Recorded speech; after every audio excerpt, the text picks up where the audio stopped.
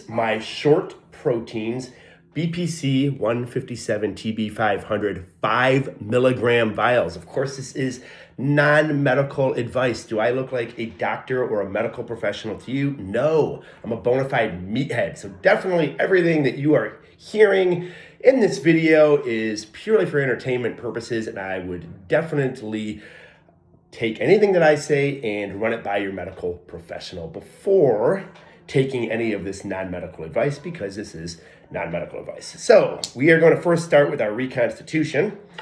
So I am going to go into my BAC and we're going to draw 2 milliliters. It helps for me when I do this to have a larger needle as opposed to the insulin needle.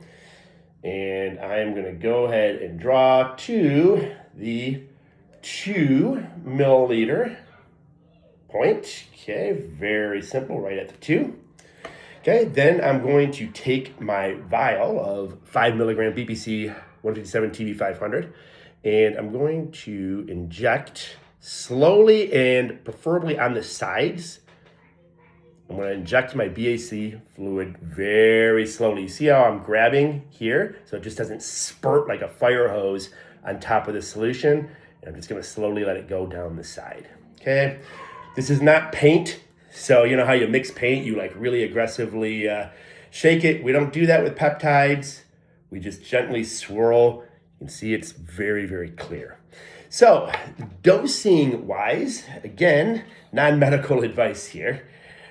Check with your healthcare professional. But the way I would dose this, if I were using it for research purposes, is each 0.1 milliliters. So now I'm going to a much, much smaller. Each 0.1 milliliters is 0.5 milligrams of substrate. And based off everything that I read, you want to dose this between 0.5 to 1.5 milligrams per day. Some things you read say you can double that. You can do a morning and evening dose depending on your inflammation, injuries, and symptoms. So I'm just telling you what I've read and what I would do for myself personally. So then I'm just going to go ahead and I'm going to say start with the lower end from what I've read, the minimal effective dose, which is 0.5 milligrams or 10 units. So 10 units equals 0.5 milligrams of substrate, the way we reconstituted it. 20 units is going to be 1.0 milligrams, so 1 milligram, and then 30 units is going to be 1.5 milligrams, all right? And so on your tiny little insulin pen, you're just going to draw the substrate up to 10, 20, or 30